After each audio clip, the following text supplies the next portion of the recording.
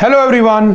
आज है 19th of the June 2024 और जैसा कि आपको पता है कि हम डेली द हिंदू या उसके साथ साथ जितने इंपॉर्टेंट न्यूज़पेपर होते हैं उन सभी का फैक्चुअल एनालिसिस करते हैं जो आगे चलकर हमारे एग्जाम में कहीं ना कहीं हमारे लिए इंपॉर्टेंट होता है।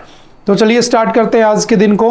आज कौन सा दिन है? 19th of the June. और जैसा कि आपको पता है कि जिस दिन जो डे होता है हम उसको भी पढ़ते हुए चलते हैं। तो आज कौन सा दिन है? तो आज है 19th ऑफ द जून। इसको हम क्या बनाते हैं?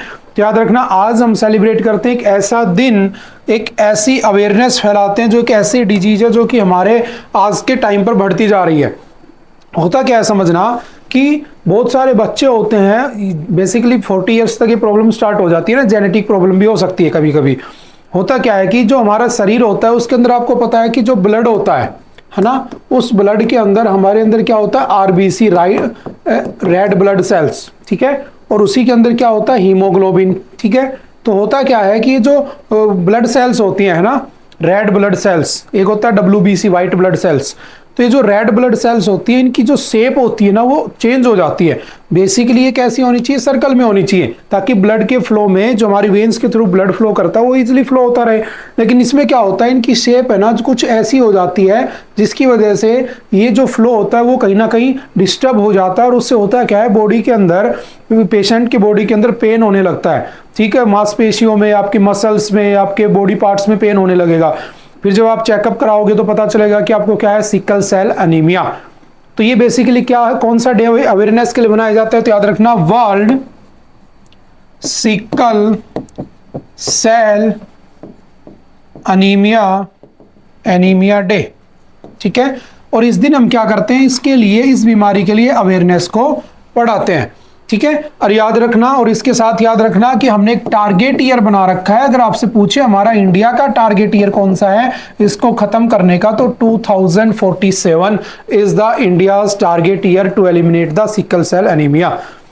अगर आपसे पूछे when was the sickle cell anaemia started, तो याद रखना फ्रॉम 2006।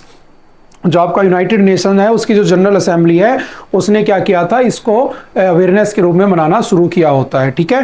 तो आपको याद रखना, जो आपका सिकल सेल एनीमिया है उसके लिए अवेयरनेस डे कौन सा होता है? तो 19th ऑफ द जून। और ये हम हर साल सेलिब्रेट करते हैं, उन लोगों के अंदर अवेयरनेस फैलाते हैं, ठीक है, या जो ऐसी बीमारी से परेशान है। देखो बहुत बार तो क्या होता है कि जब लोगों को बीमारियां पता ही नहीं होती है ना, तो उनको पता ही नहीं होता उनके साथ हुआ क्या है। आपने सुना होगा कि शाम को अच्छे से खाना खा के सोया था, सुबह उठे तो डेथ हो गई। अब मोस्टली क्या होता है कि अगर डेथ होती है तो उसके अंदर हम पोस्टमार्टम वगैरह कराते नहीं, तो पता ही नहीं चलता हुआ क्या था, बेसिकली समझ रहे हो ना। तो बस यही है कि इसकी जब अवेयरनेस फैलाई जाएगी कि भाई ये डिजीज ऐसी है जिससे लोगों की डेथ होती है और इसकी ये सिम्टम है, तो लोगों को क्या रहेगा कि अगर ये सिम्टम हो रहे हैं तो मुझे थोड़ा सा अवेयर हो जाना चाहिए कि ये बीमारी बहुत बड़ी है, इससे डेथ भी हो सकती है। और समझ में आ रही है ना। तो इसीलिए हम इन सब चीजों की अवेयरनेस फैलाते हैं, ठीक है। तो आज कौन सा दिन है? 19th of the June. तो चलिए चलते हैं उसके बाद हमारी न्यूज की तरफ। जो आज की पहली न्यूज आती है, Chenab bridge world's highest single arch bridge set to open soon. देखो अगर आपसे पूछे कि दुनिया का सबसे ऊंचा रेलवे ब्रिज कौन सा है, तो याद रखना वर्ल्ड्स हाईएस्ट रेलवे ब्रिज कौन सा है आपका? तो चेनाब ब्रिज। क्या नाम है उसका? चेनाब ब्रिज, ठीक है। और चेनाब ब्रिज की कौन सी रिवर पर बना हुआ है? तो याद रखना चेनाब। बेसिकली आपने पढ़ा होगा एक रिवर जाती है जिसका नाम क्या है? इंडस, ठीक है। इंडस रिवर, जिसको सिंधु भी कह देते हैं। उस इंडस रिवर में बेसिकली कुछ नदियां मिलती है। जैसे पहले आती है झेलम, ठीक है। झेलम के बाद इसमें आती है कौन सी आपकी? झेलम, चेनाब, ठीक है। उसके बाद आती है आपकी रावी, और उसके बाद इसमें जाकर मिल जाती है आपकी ब्यास, और लास्ट कौन सी आती है? सतलुज, ठीक है। तो टोटल कितनी रिवर हो गई? 1 2 3 4 5 एंड 6। और ये जो आपकी ब्यास है, याद रखना ये पूरा उसमें नहीं जाती है, पहले किस में मिल जाती है? आपके सतलुज में। और जहां पर ये सतलुज में मर्ज होती है, या ये सारी नदियां कहाँ मिलती हैं इसमें जाकर? तो पाकिस्तान से होते हुए बे ऑफ बंगाल में, सॉरी, अरेबियन सी में गिर जाती हैं, ठीक है। और ये जो आपकी रिवर है, जो आपकी ब्यास, ये इसको कहाँ पर मर्ज करती है? तो ये करती कहाँ पर? हरीके बैराज। कहाँ पे करती है? हरीके बैराज, जो कि कहां पर बना हुआ है आपका? कपूरथला, पंजाब के अंदर। और यहां से एक लेक, यहां से एक कैनाल निकलती है, एक नहर निकलती है, याद रखना, जिसका नाम क्या है? इंदिरा गांधी नहर या इंदिरा गांधी कैनाल। इसको हम क्या कहते हैं, लाइफ लाइन ऑफ राजस्थान भी कह देते हैं, क्योंकि इससे राजस्थान के उन इलाकों में पानी की सप्लाई की जाती है इस कैनाल से, इस नहर से, जहां पे बारिश बहुत कम होती है। ठीक है, तो ये जो कुछ है किसका है, रिवर सिस्टम, कौन सा, इंडस रिवर सिस्टम। ठीक है, अब मैंने कहा कि इसके अंदर एक नदी है, कौन सी, चेनाब। ठीक है, ये जो चेनाब है बेसिकली दो नदियों से मिलकर बनी होती है, एक का नाम होता है चंद्रा, एक का नाम होता है भागा, और चंद्रा और भागा मिलकर बन जाती है चेनाब, और ये फिर जाती है आपके जम्मू कश्मीर होते हुए कहां चली जाती है, पाकिस्तान में मर्ज होके उसमें इंडस में कहां चली जाती है, अरेबियन सी में। तो ये हमारा क्या है, इंडस रिवर सिस्टम। जैसे कुछ दिन पहले हमने गंगा रिवर सिस्टम पढ़ा था जब हमने नमामि गंगे वाली न्यूज पढ़ी थी। ठीक है, अब मैंने कहा कि ये सब बने हुए हैं। अच्छा, इसी के ऊपर आपने पढ़ा होगा डैम भी बना हुआ है, कौन सा, भाखड़ा नांगल डैम बना हुआ है। ठीक है, उसके अंदर नाफ्ता जाखरी डैम बना हुआ है सतलुज के ऊपर ही। ठीक है, ये सब बात की बात है। अभी हम इस न्यूज को समझ लेते हैं। हुआ क्या है कि जो झेलम रिवर है ना, ये मान लो आपकी रिवर फ्लो कर रही थी किन्हीं दो पहाड़ों के बीच में। ठीक है, और रेलवे को क्या करना था, अपनी लाइन उसके अंदर से बनानी थी। तो किया क्या इन्होंने, बेसिकली कुछ ऐसा समझ लो कि मान लो ये पहाड़ होगा। ठीक है, और ये बीच में रिवर बह रही है आपकी, कौन सी रिवर फ्लो कर रही है आपकी, चेनाब। ठीक है, अब इन्होंने क्या किया, यहां से यहां तक एक ब्रिज बनाया, और इस ब्रिज से क्या किया गया, इसको क्या कहा गया, इस ब्रिज को चेनाब ब्रिज, क्योंकि चेनाब रिवर के ऊपर है। आपसे पूछेगा इसकी हाइट कितनी रखी गई, तो 359 मीटर हाइट, ध्यान रखना। जैसे लास्ट टाइम आपने पढ़ा होगा सरदार वल्लभ भाई पटेल के नाम पर क्या बनाया गया था, एक स्टैच्यू बनाया गया था, स्टैच्यू ऑफ यूनिटी। उस टाइम पर वो बहुत सारे एग्जामों में पूछा गया था कि भाई स्टैच्यू ऑफ यूनिटी क्या है, कहाँ है, कौन सी नदी पे है ना, कितनी हाइट है। दुनिया का सबसे ऊंचा स्टैच्यू था 182 मीटर हाइट के साथ, नर्मदा रिवर के ऊपर था, गुजरात में था, सरदार वल्लभ भाई पटेल के नाम पे था, क्योंकि उनको आयरन मैन ऑफ इंडिया भी कह देते हैं ना। सेम ऐसे आपसे पूछ सकता है कि दुनिया का वर्ल्ड हाईएस्ट रेलवे ब्रिज कौन सा है, तो ये वाला है। कितना ऊंचा है, 359 मीटर हाइट पर बना हुआ है। कौन सी रिवर पे है, तो चेनाब रिवर के ऊपर बना हुआ है। ठीक है, उसके बाद आपसे पूछेगा कि अभी न्यूज में क्यों है, तो इसका जो फर्स्ट ट्रायल है वो कंप्लीट हो चुका है। कहां पर, रियासी डिस्ट्रिक्ट, रियासी। कल परसों आपने देखा होगा जो बस का एक्सीडेंट हुआ था ना, जो टेररिस्ट अटैक हुआ था उसके ऊपर। अच्छा, कौन से रेलवे प्रोजेक्ट का ये पार्ट है, तो याद रखना it is the part of Udhampur Srinagar Baramulla rail link project. ये जो Udhampur Srinagar Baramulla rail link project ये लगभग 1990 से चला आ रहा है। ठीक है, इसी का एक पार्ट है कौन सा आपका, ये चेनाब ब्रिज। ठीक है, कितना ऊंचा है, 359 मीटर, यानी कि आपका जो आईफल टावर है उससे भी लगभग 25 से 26 मीटर ऊंचा है ये। ठीक है, उसके बाद आपसे पूछेगा इसकी कैपेसिटी क्या है, तो 260 किलोमीटर पर आवर की स्पीड की अगर विंड आती है ना, तो उसको भी क्या कर सकता है, झेल सकता है, उसको भी सहन कर सकता है। ठीक है, इतनी कैपेसिटी है इसमें। कितने स्टील से बना हुआ है, तो लगभग 25,000 मेट्रिक टन स्टील इसमें यूज किया गया इसको बनाने के लिए। तो ये तो कुछ बेसिक पॉइंट हो गए। बना कौन रहा है, इंडियन रेलवे बना रही है। और इंडियन रेलवे के बारे में आई थिंक कल ही हमने पढ़ा था बहुत अच्छे से, रेलवे क्या होती है, कब आई थी, कैसे आई थी, कैसे वो काम करती है। ठीक है, बजट क्या होता है, रेलवे बजट क्या होता है, उसके लिए आप कल वाला लेक्चर देख सकते हो। ठीक है, उसके बाद चलते नेक्स्ट न्यूज के ऊपर। A fork in the road, climate change caused main route of the Silk Road to shift, find study। देखो बहुत अच्छी न्यूज अगर तुम देखना चाहो तो। हुआ क्या कि अभी एक स्टडी की गई चाइनीज साइंटिस्ट के द्वारा, है ना, या चाइनीज साइंटिस्ट के द्वारा। ठीक है, एक स्टडी की गई जिसमें पता चला कि बेसिकली देखो आज के दिन क्लाइमेट चेंज का इशू बहुत बड़ा है। क्लाइमेट चेंज की वजह से लोग बहुत ज़्यादा दुखी हैं, लोग माइग्रेट कर जाते हैं। जो एनिमल्स होते हैं, जो पक्षी होते हैं, बर्ड्स होते हैं, वो बेचारे माइग्रेट कर जाते हैं ना। तो हम तो हैं क्या, है ना, हर चीज़ यहाँ पे क्या हो जाती है, जो क्लाइमेट से दुखी होती है तो चेंज कर लेती है अपनी जगह को, लोकेशन को। तो एक स्टडी पाई गई कि एंशियंट टाइम में जो चाइना का एक सिल्क रोड हुआ करता था, उसको सिल्क रोड इसलिए कहते थे क्योंकि बेसिकली उसमें जो प्रोडक्ट का ट्रेड होता था वो सिल्क होता था। ठीक है, सिल्क के बने हुए कपड़े ये सब, तो उसको सिल्क रोड कहा गया। वो जो सिल्क रोड था ना, वो पहले जिस जगह से पास होता था उसको कहा जाता था तरीम बेसिन रूट। ठीक है, क्या कहते थे उसको, तरीम बेसिन रूट। ठीक है, अब बाद में क्या हुआ, टेम्परेचर इतना बढ़ा, वहां पे एनवायरनमेंट चेंज हुआ, और उसके बाद उन लोगों को क्या करना पड़ा, इस बेस को छोड़कर जंगार बेसिन रूट को लेना पड़ा। और ये स्टडी अभी निकल के आई है, किससे रिलेट कर रही है, एंशियंट सिल्क रोड से। अगर आप लोगों ने बहुत अच्छे से देखा होगा तो आपने एक नाम सुना होगा कि होता क्या है बेसिकली, कि जो पहले के अपने जो टूरिस्ट होते थे, जैसे कि मैं मेगास्थेनीज की बात कर लेता हूँ। ठीक है, जैसे मैं मार्को पोलो की बात कर लेता हूँ, जैसे मैं हेनसांग की बात कर लेता हूं, ठीक है। ये जितने भी ट्रेवलर हुआ करते थे, जैसे मेगास्थनीज भारत आया किसके टाइम पर, चंद्रगुप्त मौर्य के टाइम पर, ठीक है। उसने क्या किया, एक बुक लिखी उसने एक बुक लिखी इंडिका, मेगास्थनीज ने, और उस इंडिका बुक से हमारी इंडियन हिस्ट्री का पता चलता है। तो हम कहते हैं who is known as the father of Indian history, तो किसे कहते हैं, मेगास्थनीज, क्योंकि उसकी बुक से हमें पता चलता है उस टाइम पे क्या क्या था, कौन चंद्रगुप्त मौर्य था, कौन चाणक्य था, कौन कौटिल्य था, क्या क्या हुआ, वो सब हमें पता चलता है, ठीक है। ऐसे ही जो एंशियंट ट्रैवलर होते थे, वो पहले एक बहुत ही फेमस रूट हुआ करता था जिसका नाम था सिल्क रोड, और उस सिल्क रोड को स्टार्ट करने वाला कौन था, चाइना, ठीक है। और चाइना में भी उसको स्टार्ट करने वाला कौन था, तो उस समय जो राजा था उसका नाम कौन क्या था, झांग कियान, ठीक है। वो is known as the father of the silk road, तो झांग कियान। करंट में क्या रिलेट है इसका, वो मैं समझाऊंगा अभी, ठीक है, कि करंट में चाइना उसी रूट को दोबारा क्रिएट करने की कोशिश कर रहा है, ठीक है। अच्छा, उसके बाद आपसे पूछेगा कि ये स्टडी किसने की है, तो साइंस बुलेटिन के अंदर ये आज की खबर छपी हुई है, ठीक है। Silk road connected Atlantic seaboard को किससे कनेक्ट करता था, पैसिफिक कोस्ट ऑफ एशिया से कनेक्ट करता था, ठीक है। ये कहां कहां से पास होता था, तो इंपॉर्टेंट पॉइंट लिख लेना, समरकंद, बेबीलोन और कॉन्स्टेंटिपोल। आपको पता होना चाहिए कॉन्स्टेंटिपोल को जब कैप्चर कर लिया गया था, तो जो मुस्लिम राजा ने कैप्चर किया था उसने अपने आप को खलीफा कह दिया था, और खलीफा का मतलब होता है मुसलमानों में उनका स्पिरिचुअल और उनका पॉलिटिकल लीडर। इसलिए आपने पढ़ा होगा कि जो ये कॉन्स्टेंटिपोल था, इस कॉन्स्टेंटिपोल का आज क्या नाम है इसको, उसके बाद इसको कैप्चर किसने किया, ओटोमन एम्पायर। और ओटोमन एम्पायर ने इसको कब कैप्चर किया होता है, 1453। और जो राजा बनता है महमूद थर्ड, वो अपने आप को क्या कह देता है, खलीफा, ठीक है। और जो वो खलीफा कह देता है तो वो भगवान, उनका भगवान बन जाता है मुसलमानों का। उसके बाद ये जो ट्रेड है ये पूरा खत्म हो जाता है, सिल्क रोड पूरा खत्म कर दिया जाता है, ठीक है।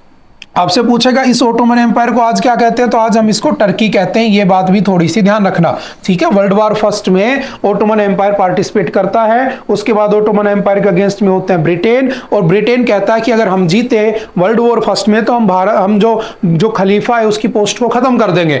और जब ब्रिटिशर्स ने ऐसा कहा तो भारत में जो मुस्लिम थे उन भारत के मुसलमानों ने अपने खलीफा को अपनी पोस्ट से हटने के अपोज में जो इंडिया में मूवमेंट स्टार्ट किया, हम उसे क्या कहते हैं, खिलाफत मूवमेंट। तो Khilafat movement was started by the Ali brothers, Mohammad Ali and Shaukat Ali in 1919 to oppose the, किसका अपोज करने के लिए, रिमूवल ऑफ द खलीफा, ठीक है। और ये हमारे किससे लिंक कर रहा है, मॉडर्न हिस्ट्री में भी आपने इस सबको पढ़ा होगा, ठीक है। तो ये तीन मेन जगह थी जहां से ये सिल्क रोड पास होता था, ठीक है। और यही तो ओटोमन एम्पायर रीजन था जिसकी वजह से वहां पर यूरोप में मसाले जाना बंद हो गए थे, और उसके बाद वास्को डी गामा को जबरन भारत में आना पड़ा और भारत की डिस्कवरी करनी पड़ी। हु डिस्कवर्ड इंडिया, तो हम लिखते हैं वास्को डी गामा। क्यों, क्योंकि यही रीजन होता है ओटोमन एम्पायर उसको कैप्चर कर लेता है, ठीक है। ये हम हिस्ट्री में पढ़ चुके हैं, मॉडर्न हिस्ट्री का चैप्टर है। अब मैंने कहा कि न्यूज में क्या है, तो ये उसके पहले रूट हुआ करते थे, फिर ये रूट हुआ। तो बात ये आती है कि ये जो सिल्क रोड था ये कैंसिल क्यों हुआ, तो याद रखना ये सिल्क रोड कैंसिल इसलिए हुआ था टेम्परेचर, क्लाइमेट चेंज की वजह से। और क्लाइमेट चेंज की वजह से वहां के जो ट्रैवलर थे उन्होंने कहा कि नहीं अब हम रास्ता इधर से बदलेंगे। अगर आपको लगता है कि हाँ मुझे बहुत अच्छे से जानना है, तो मार्को पोलो एक बहुत ही फेमस ट्रैवलर थे, है ना। उनके ऊपर तो मूवीज भी बनी हुई है, उनकी 2-4 किताबें तो नहीं पढ़ पाओगे, लेकिन उनके कुछ वीडियोस देखोगे तो आप समझ जाओगे कैसे ट्रेड होता था, ठीक है। मैं ये नहीं कह रहा कि देखना ही है, ठीक है, जस्ट मैं बता रहा हूं, जिसको देखा होगा जिसने उसको पता होगा, ठीक है। तो कौन से रूट का यूज करते थे, सिल्क रोड, ठीक है। अब बात समझ में बात ये आती है कि अब क्या हो रहा है, तो देखो अगर मैं चाइना की बात करूं तो ये आपका छोटा सा चाइना हुआ करता था किसी टाइम पर। चाइना ने इन सबको कब्जा लिया।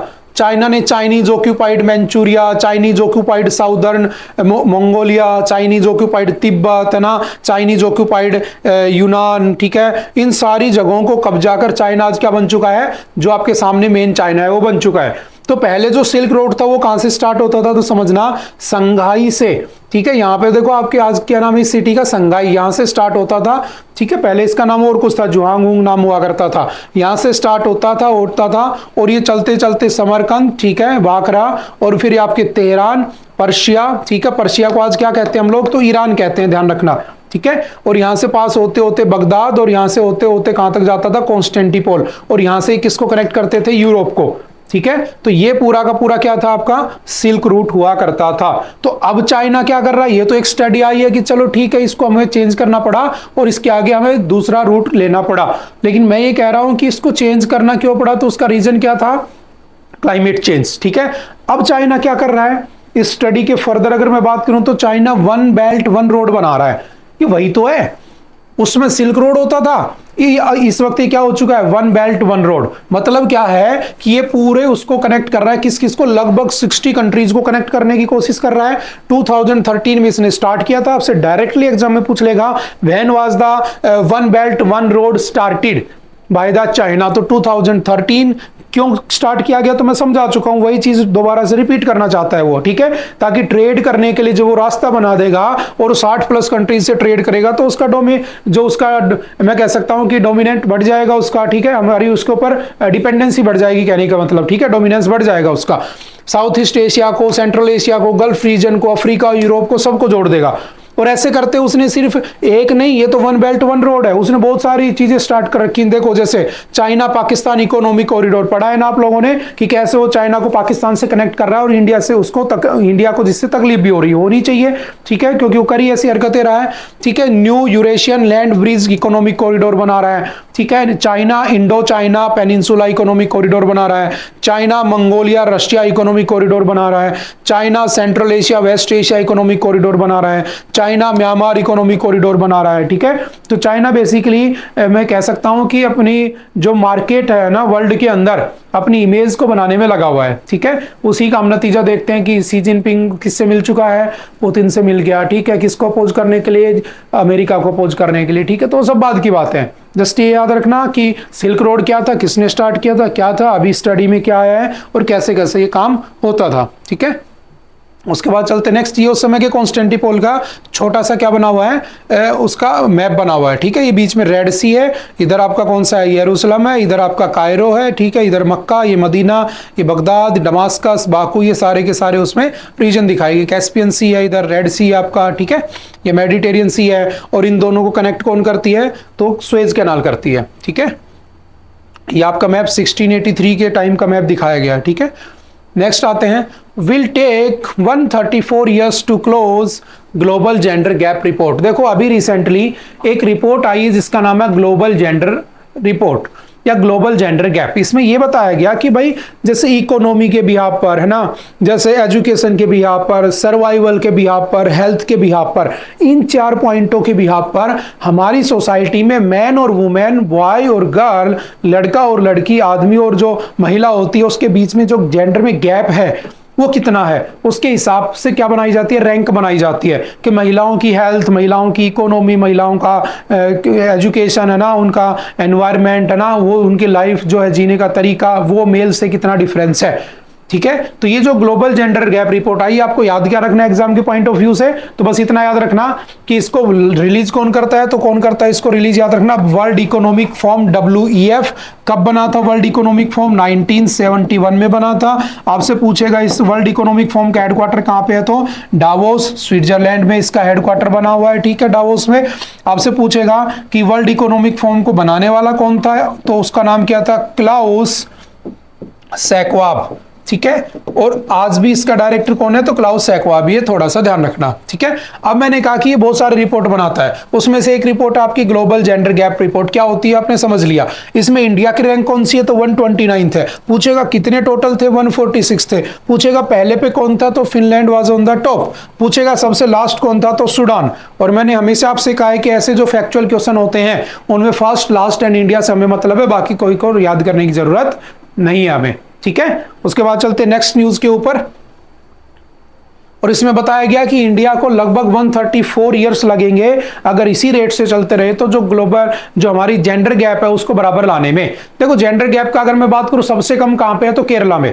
केरला में एजुकेशन सबसे ज्यादा है, लिटरेसी रेट वहां पर 94 to 95% है। तो वहां पर सीधी सी बात है, इकोनॉमी में, एजुकेशन में, हेल्थ में सबको इक्वालिटी मिली होगी। तो सबसे टॉप पर कौन रहता है, आपका केरला रहता है। लेकिन अगर मैं सबसे लास्ट की बात करूं तो सबसे इलिटरेट कौन सा होगा, सबसे कमजोर कौन सा होगा पढ़ाई लिखाई में, तो आपका बिहार है ना, 53% के आसपास वहां पर लोग पढ़े लिखे हैं, तो वहां पर सबसे कम जेंडर गैप हो जाएगा। बात समझ में आ रही है ना। तो ऐसे थोड़ा सा याद रखना मैं लिटरेसी गैप की बात नहीं कर रहा। एक होता है लिटरेसी गैप होता है पढ़े लिखे लोगों की संख्या में क्या डिफरेंस है।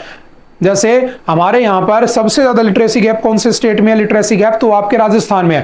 राजस्थान के मेल्स 79% पढ़े लिखे होते हैं, फीमेल्स 27% का गैप है। सबसे कम आपका मेघालय में मिलेगा, 3% गैप मिलता है वहां पे, ठीक है। वो लिटरेसी गैप है, ये जेंडर गैप की बात कर रहा है, ठीक है। और सेक्स रेशियो अलग होता है, हरियाणा केरल वो हम पढ़ चुके हैं। Next, railways backs out of human error claim accidental toll increases to 10। देखो जो डेथ हुई थी अभी कल, हमने बहुत अच्छे से पढ़ा था इस आर्टिकल को, आपने पढ़ा भी होगा, तो उसके अंदर हमने देखा था कि जो ट्रेन एक्सीडेंट हो रहा था, ठीक है, उसमें अभी बताया गया कि एक डेथ और पाई गई है। तो ये किसकी वजह से हो रहा है? तो ये ह्यूमन एरर ही तो है। देखो आपने देखा होगा इसमें लोको पायलट होते हैं, पायलट है ना, लोको पायलट जो ट्रेन चलाता है, ठीक है, एग्जाम वगैरह भी होते हैं उसके। अब मान लो जो लोको पायलट है उसके साथ असिस्टेंट लोको पायलट भी होता है, एएलपी भी होता है, लेकिन लोको पायलट और एएलपी के ऊपर लोड बहुत होता है ना, इनको हमेशा मतलब काम करते रहना पड़ता है, तो इनके लोड को शेयर करना चाहिए। तो कई बार क्या होता है, माइनर सी गलतियां हो जाती हैं।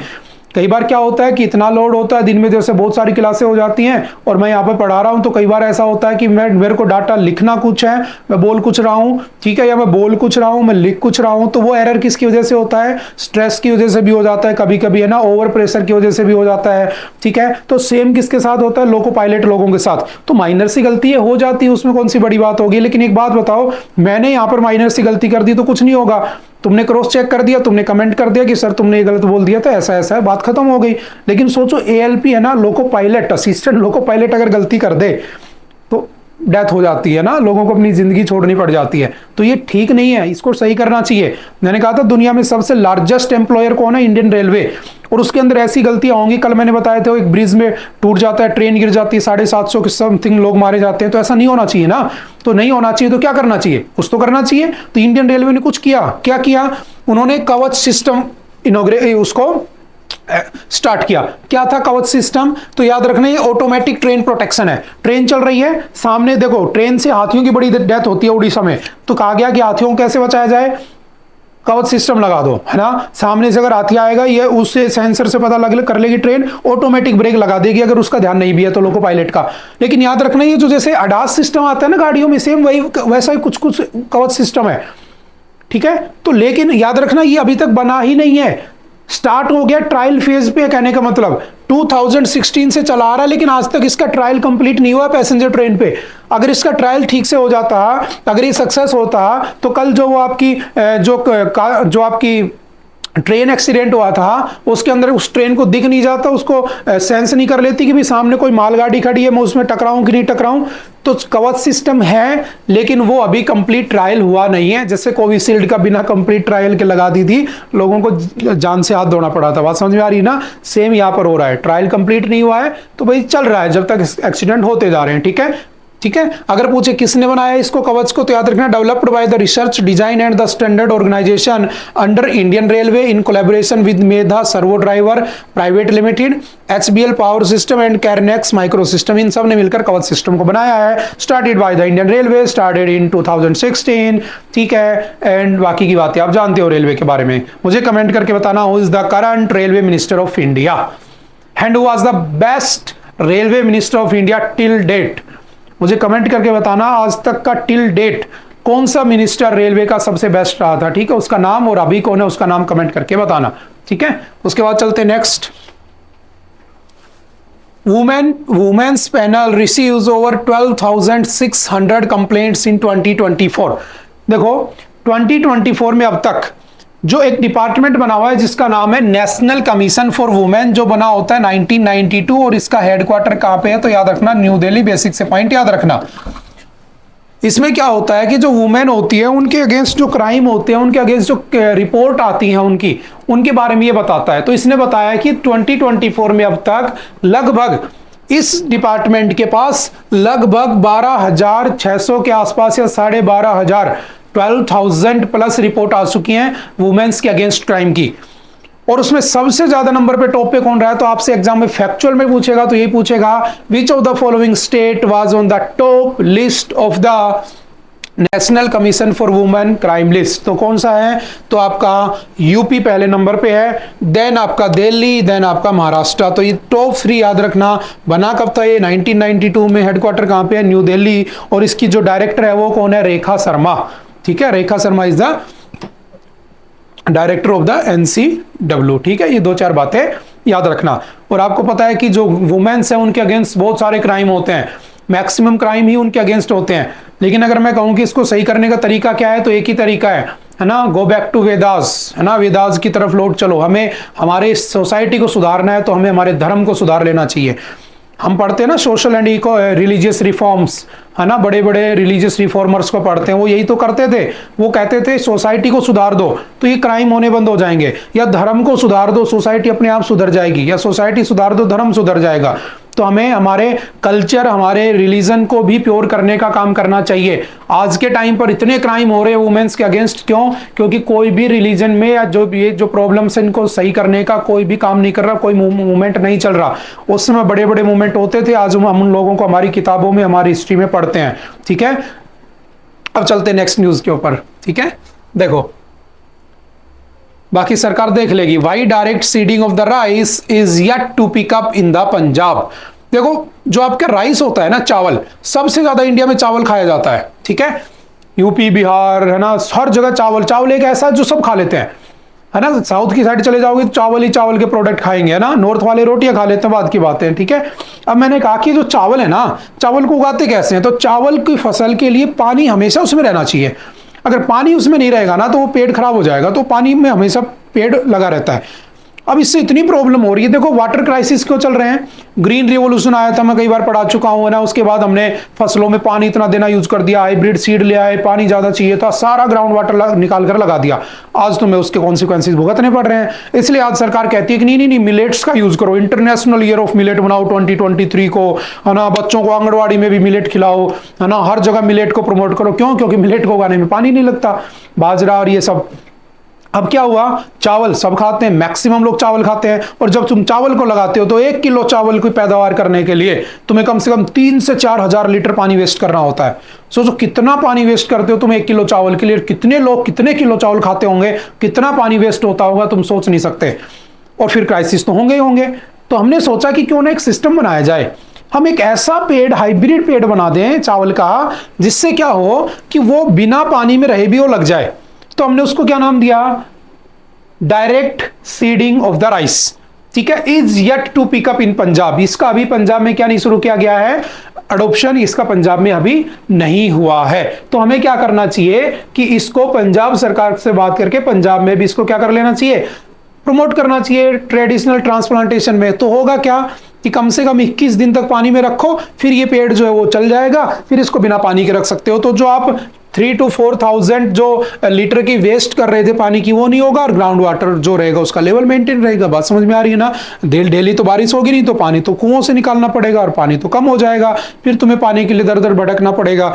बात समझ में आ रही है ना। तो ऐसा नहीं चाहते, तो ठीक है ऐसा यूज कर लो। ठीक है, तो एक इनिशिएटिव कह सकता हूं। थोड़े से पॉइंट याद रखना, direct seeding of the rice कितने दिन तक पानी में रखेगा, 21 डेज में, और ये पूरा इंडिया खाता है, आप भी जानते हो, आप भी खाते हो। ठीक है, टेम्परेचर कितना चाहिए चावल की फसल के लिए, 22 से 23 डिग्री सेल्सियस बहुत रहता है।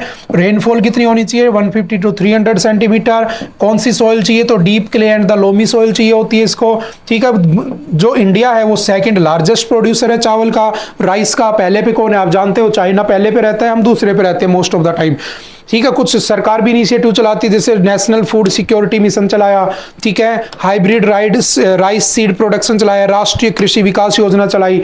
ठीक है, ये चावल के लिए चलाए गए कुछ प्रोग्राम्स भी है। ठीक है, तो थोड़ी सी बातें याद रखना।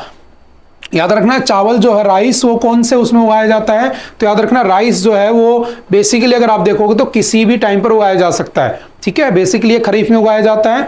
ये इधर राबी, खरीफ, जायद, ठीक है, टाइम पीरियड, क्रॉप्स कौन कौन सी हैं, स्टेट कौन कौन से में उगाए जाते हैं। तो कुछ बेसिक से पॉइंट लिखे, आप इसको एक बार जस्ट स्क्रीनशॉट लेके नोट कर लेना। ठीक है, बाकी मैं कई बार समझा चुका हूँ कि राबी क्या होती है, खरीफ क्या होती है, कब लगती है, किस टाइम लगती है, कैसे याद किया जाता है। ठीक है, वो हम प्रीवियस लेक्चर में बहुत बार डिस्कस कर चुके हैं। ठीक है, तो आई होप कि आप सभी लोग कंटिन्यू हो इसके अंदर, तो आप लोगों को पता होंगी चीजें। ठीक है, चलिए फिर नेक्स्ट कौन सा है, टाइम फॉर ए सेंसस। देखो आपको पता है सेंसस क्या होता है, पॉपुलेशन को काउंट करना, यानी कि जनगणना जिसको हम कहते हैं।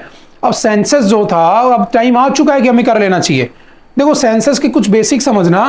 पहली बात जो सेंसस है वो करवाता कौन है, मिनिस्ट्री ऑफ होम अफेयर्स। ठीक है, आपसे डायरेक्टली पूछ लेता किस मिनिस्ट्री के अंडर का आता है ये, registrar general and the census commissioner of India इसको करवाता है। मिनिस्ट्री कौन सी है? तो होम अफेयर्स है। ठीक है, एक्ट कब आया था सेंसस का? तो सेंसस ऑफ इंडिया एक्ट आया था 1948, ये फैक्चुअल डाटा लिख लेना। ठीक है, 2011 में जो सेंसस था वो कौन सा था? 15th नंबर का था 1872 के बाद। ठीक है, आपसे पूछेगा पहली बार डाटा कब कलेक्ट किए गए थे? तो पहली बार डिजिटली डाटा इस बार कलेक्ट होंगे। देखो 2011 में आया, फिर आना था 2021 सेंसस। और याद रखना सेंसस हर बार कब होता है? After every 10 year. ठीक है, ये एक बार क्लैट में आ चुका है क्वेश्चन की सेंसस कितने साल बाद होता है, लास्ट के क्लैट में था 10 साल बाद सेंसस करवाया जाता है। ठीक है, लेकिन इस बार क्या हुआ 2021 में क्यों नहीं हुआ? क्योंकि कोरोना चल रहा था, कोविड-19, और ये अभी तक हुआ नहीं है। तो अभी किसी ने ऑथर ने लिखा कि भाई अब वक्त आ चुका है किसका सेंसस करवा लेना चाहिए। तो हमें पता होना चाहिए सेंसस क्या होता है। तो बेसिकली पॉपुलेशन की काउंटिंग करना, क्यों? ताकि पब्लिक वेलफेयर के लिए काम किया जा सके। सरकार को पता रहे कितने लोग बढ़ चुके हैं, कितनी स्कीम होनी चाहिए। अभी 80 करोड़ लोगों को फ्री में खाना दे रहे थे, अच्छा अब संख्या बढ़ गई है 90 करोड़ को देना है। ठीक है, ये सब ऐसा मतलब जो भी है ये सब सरकार को पता रहेगा, तो आपको पब्लिक वेलफेयर में अच्छे से काम कर पाएगी सरकार। उन सब के लिए क्या चाहिए? हमें पॉपुलेशन का सेंसस करना बहुत जरूरी है। कोरोना की वजह से हुआ नहीं था, अब हमें कर लेना चाहिए। और भी क्यों जरूरी है? तो देखो डिलिमिटेशन हमने पढ़ा था। डिलिमिटेशन क्या होता है? डिलिमिटेशन बेसिक से समझना। अच्छा, अगर मैं कहूं कि जो सेंसस वो कब से होता आ रहा है, तो देखो सेंसस ऋग्वेदा में भी होता था, किसके पास कितनी गाय भैंस बकरी कौन घर में कौन है सब होता था वहां पे। ठीक है, ऋग्वेद में। ठीक है, वेद कितने? 4, ऋग्वेद, यजुर्वेद, ठीक है, सामवेद, अथर्ववेद, आप जानते हो। उसके बाद कौन सा है? तो जो कौटिल्य था, चाणक्य है ना, चाणक्य जिसका नाम था कौटिल्य, उसने भी क्या अपनी एक किताब लिखी थी अर्थशास्त्र। उसके अंदर भी उन्होंने बताया कि हमारे वहां भी क्या होते थे, या मतलब उस टाइम पर भी क्या होता था, सेंसस होता था। ठीक है, उसके बाद चंद्रगुप्त मौर्य की, अशोक की उनकी बात कर रहा है। ठीक है, उसके बाद अकबर जो थे, आईने अकबरी, अकबर ने किताब लिखी आईने अकबरी।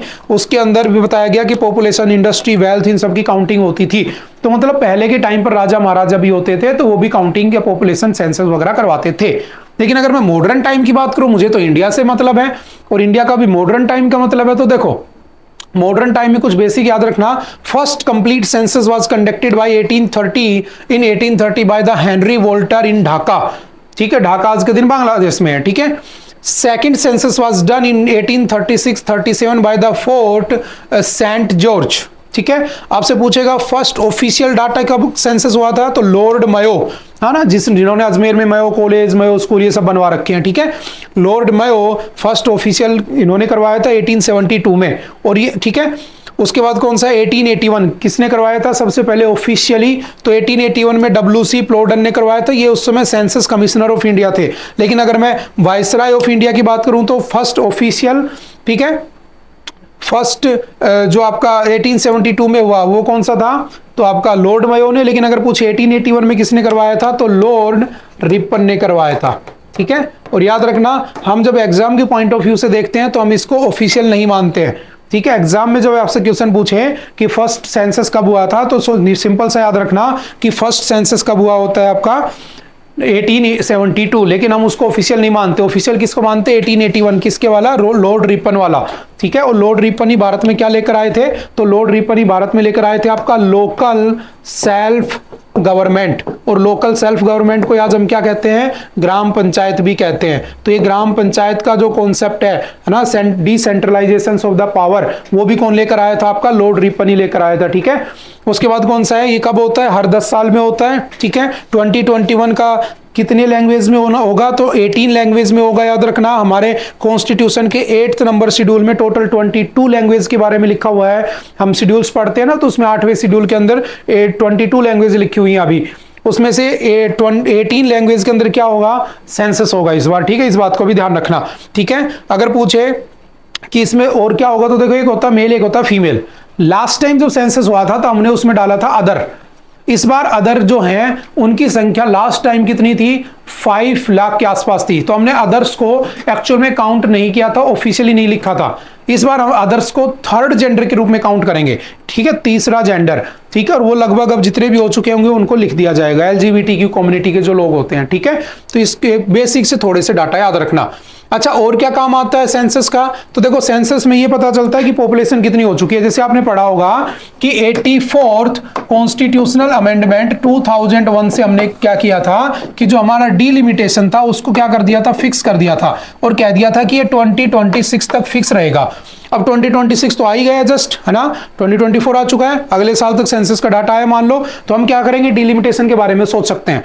डीलिमिटेशन क्या होता है, मैंने शायद बताया होगा आपको जब इलेक्शन कमीशन पढ़ा होगा कि जब नंबर ऑफ सीट्स के अंदर एमपी एमएलएज के अंदर इंक्रीमेंट होता है ना, नंबर ऑफ एरिया या नंबर ऑफ पॉपुलेशन के हिसाब से, है ना, एरिया में इंक्रीमेंट, पॉपुलेशन में इंक्रीमेंट, तो उसको जब हम लिमिट्स को तोड़ते हैं ना, नंबर ऑफ एमपीज एमएलएज बढ़ाते हैं, उसे हम डीलिमिटेशन कहते हैं।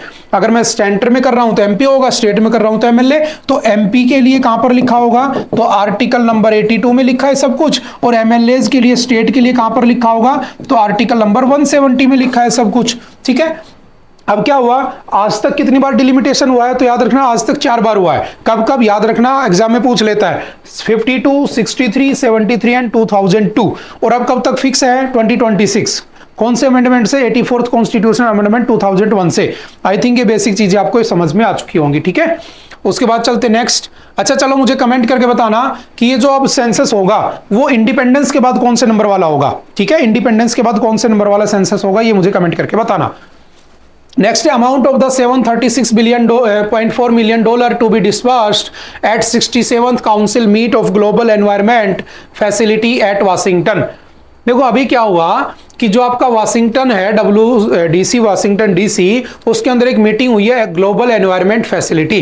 देखो मैं आपसे बार बार कह रहा हूं, इस बार जो एनवायरमेंट है उस एनवायरमेंट की न्यूज बहुत ज्यादा आ रही है, बार बार एनवायरमेंट देखने को मिलता है न्यूज में, और मैं कोशिश करता हूं कि हर एनवायरमेंट की न्यूज को पढ़ा जाए।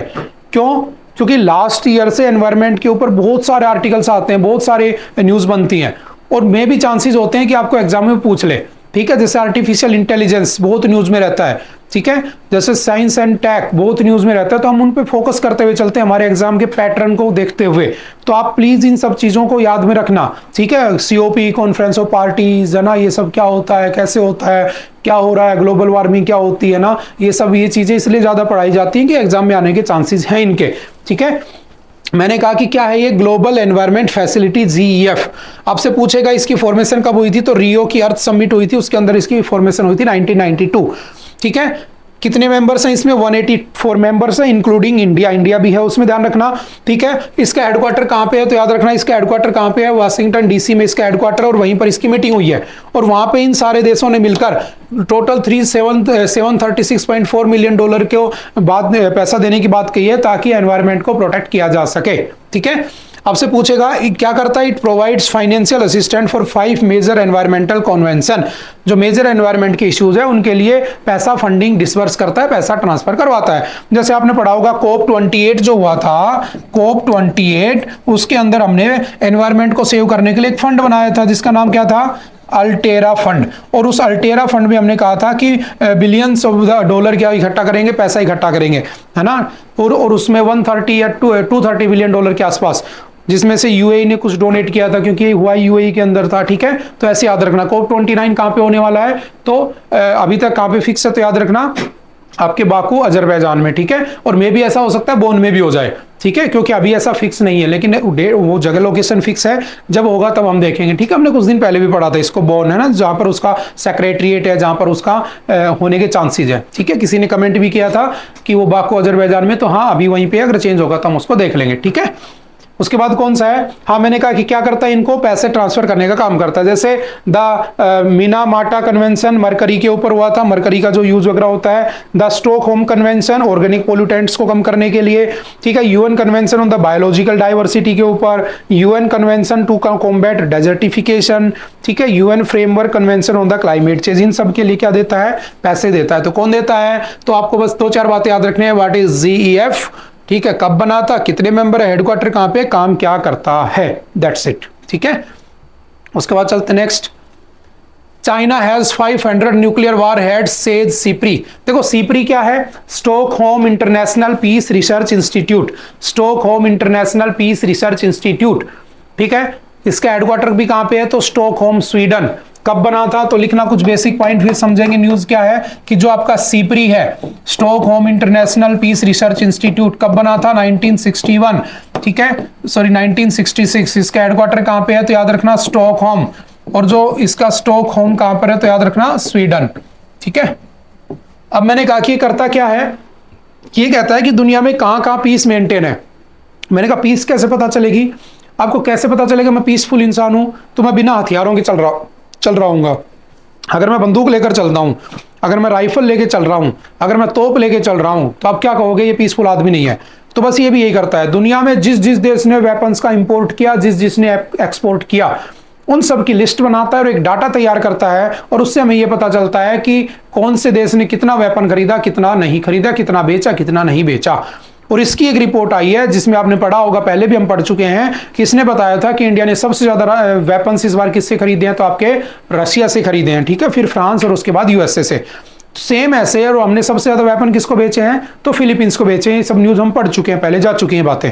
अब इसने बताया कि इंडिया के पास जो पाकिस्तान है उससे थोड़े से ज्यादा वो न्यूक्लियर वॉर हेड हो चुके हैं। पहले पाकिस्तान 6th नंबर पे था, हम 7th नंबर पे थे न्यूक्लियर वेपन्स के ऊपर, हम उससे पीछे रहा करते थे। अब क्या हुआ, इंडिया जो है उसके पास न्यूक्लियर आर्सेनल कितने हो चुके हैं? 172। पाकिस्तान के पास 170, तो हम 6ठे नंबर पे आ चुके हैं, इस बात को ध्यान रखना। चाइना के पास कितने हैं? तो 500 हैं। चाइना के पास 500 न्यूक्लियर वेपन्स है, ठीक है। इंडियन 3rd SSBN जो आपका nuclear powered submarine carrying ballistic missile है, वो 2021 में लॉन्च हुआ था, और 4th 24 में होने वाला है, जो न्यूक्लियर पावर्ड कैरी करने वाले सबमरीन्स वगैरह होते हैं उनकी बात कर रहा है, ठीक है। तो बस थोड़ा सा पॉइंट याद रखना, सीपरी क्या होता है, काम क्या करता है। उसके बाद इंडिया की रैंक कौन सी है, इंडिया किससे आगे निकल चुका है, जो सबसे ज्यादा है इंडिया से कितने ज्यादा है इसके पास? तो लगभग 3 टाइम्स ज्यादा किसके पास है? चाइना के पास न्यूक्लियर वेपन्स हैं। सिंपल सी न्यूज, इसको याद रखना, ठीक है। आपके डिफेंस DRDO से लिंक कर रही है। नेक्स्ट चलते हैं। आई थिंक आज के लिए इतना ही था। आई होप कि आप लोगों को बातें समझ में आई होंगी। फिर भी अगर आपको कोई इशू है, कोई प्रॉब्लम है, तो आप नेक्स्ट टाइम मुझसे पूछ सकते हो, ठीक है। ओके, बाय बाय, मिलते हैं दोबारा से। Have a nice day, thank you.